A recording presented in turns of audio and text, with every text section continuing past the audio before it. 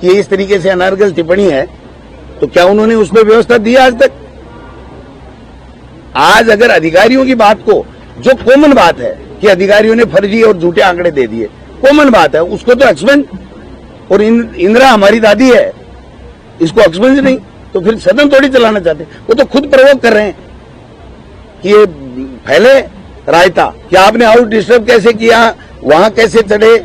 मैंने कहा 1000 वीडियो दिखा दूंगा आपको इस हाउस की प्रोसीडिंग में।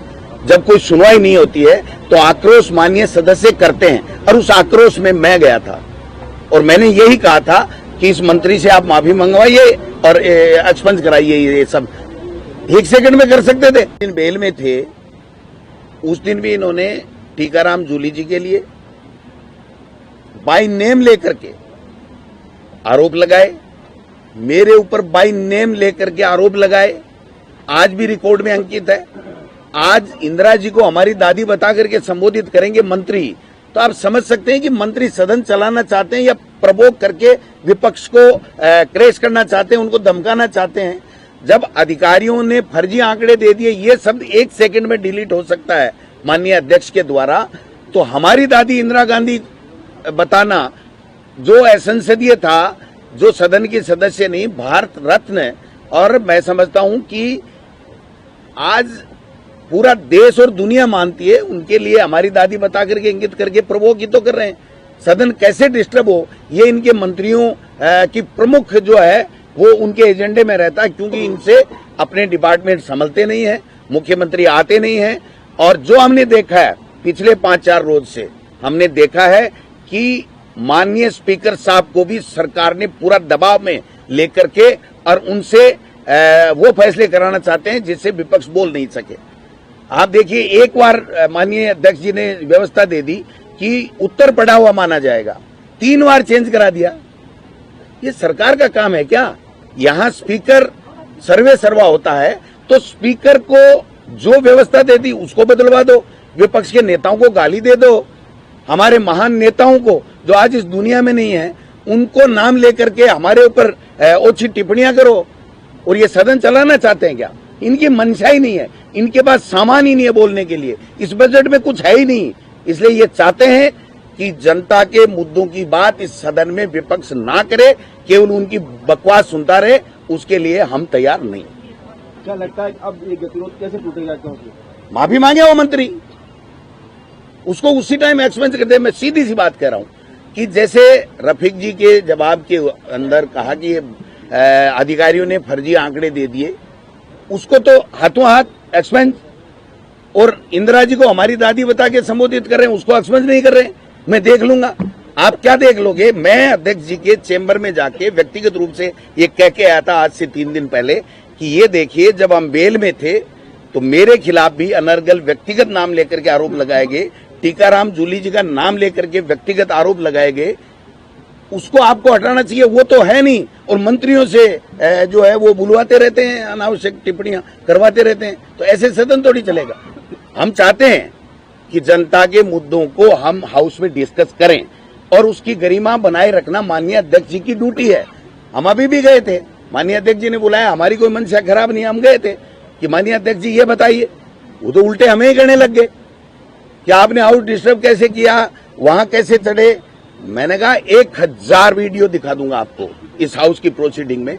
जब कोई सुनवाई नहीं होती है तो आक्रोश माननीय सदस्य करते हैं, और उस आक्रोश में मैं गया था और मैंने यही कहा था कि इस मंत्री से आप माफी मंगवाइए और एक्सपेंस कराइए। ये सब 1 सेकंड में कर सकते थे।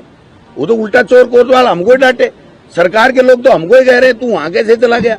इस सदन में उनकी मेहरबानी से कोई सदस्य नहीं आया विपक्ष का। हम जनता की बात करेंगे, आराम से सुनेंगे, लेकिन प्रवोक करके हमारे ऊपर व्यक्तिगत इलिगेशन, हमारे नेताओं के ऊपर इस तरीके के इलिगेशन लगाएंगे और स्पीकर अगर सही व्यवस्था नहीं देंगे तो फिर इसका मतलब है कि सरकार चाहती है कि ये सदन नहीं चले। 2 बजे के बाद सर अब क्या, क्योंकि माफी मांगने को तैयार नहीं। कौन? संसदीय कार्य मंत्री कह रहे हैं कि जाति शब्द को सम्मान, वो कह रहे हैं कि हम इस चीज को अशोभनीय या अमर्यादित नहीं मानते। तो ठीक है, व्यवस्था दे देना सदन।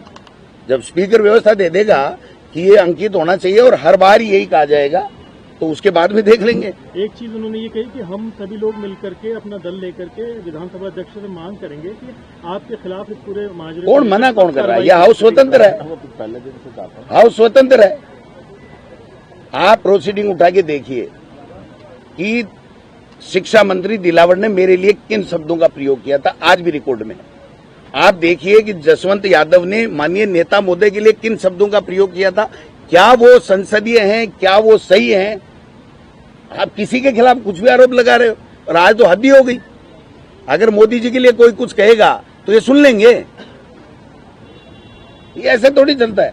सदन चलता है सौहार्दपूर्ण वातावरण में, वैधानिक तरीके से जनता के मुद्दों की बात करे, मंत्री प्रॉपर सवालों का जवाब दे। एक भी मंत्री सवालों का जवाब ढंग से नहीं दे पा रहा है। नहीं, कोई धक्का मुक्की नहीं हुई, हमारे खिलाफ कोई धक्का मुक्की नहीं हुई। जो प्रस्ताव लाएंगे देख लेंगे, कोई चिंता करने की जरूरत नहीं।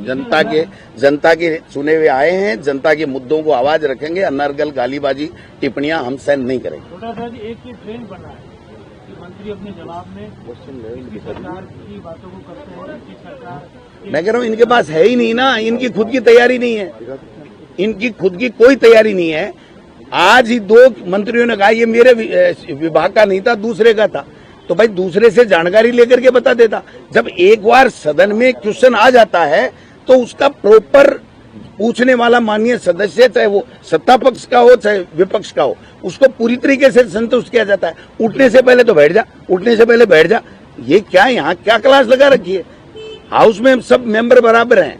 वो सरकार में है तो मंत्री बन गए, हम नहीं बने। पहले हम भी मंत्री थे, लेकिन ऐसा नहीं होता था। माननीय सीपी जोशी का उदाहरण देखिए आप, सबसे ज्यादा सत्ता पक्ष को कोसते थे। वो कहते थे कि मैं ये बर्दाश्त नहीं करूंगा कि कोई भी किसी के खिलाफ अनर्गल टिप्पणी करे। तो व्यवस्थाएं स्पीकर को देनी है, व्यवस्थाएं देंगे, उसके बाद में देखते हैं क्या व्यवस्था आती है। जो रफी खान का सवाल था उस पर जवाब नजर नहीं आया मंत्री की। मैं कह रहा हूं दूसरे मंत्री जवाब देने लगे। भाई आपका उच्च शिक्षा मंत्री, 3 मंत्री खड़े हो गए। तो ये फिर सोची समझी साजिश है ना। पिछले कुछ दिनों से देख रहे हैं कि माननीय स्पीकर साहब ठीक चलाना चाहते हैं, लेकिन उनको अनावश्यक दबाव में लिया जा रहा है। ये कौन सी तरीका हुआ भाई? लेकिन आज आप भी बहुत गुस्से में आ गए। क्यों नहीं आए साहब? हम गाड़ी खाने के लिए पैदा हुए हैं क्या? इनकी हाउस में गाड़ी खाने के लिए तो नहीं आ रहे। मैं जब स्पीकर को खुद को बता चुका 3 दिन पहले कि इस तरीके से अनर्गल टिप्पणी है, तो क्या उन्होंने उस पर व्यवस्था दी आज तक? आज अगर अधिकारियों की बात को, जो कॉमन बात है कि अधिकारियों ने फर्जी और झूठे आंकड़े दे दिए, कॉमन बात है, उसको तो एक्सपेंस, और इंदिरा हमारी दादी है, इसको एक्सपेंस नहीं।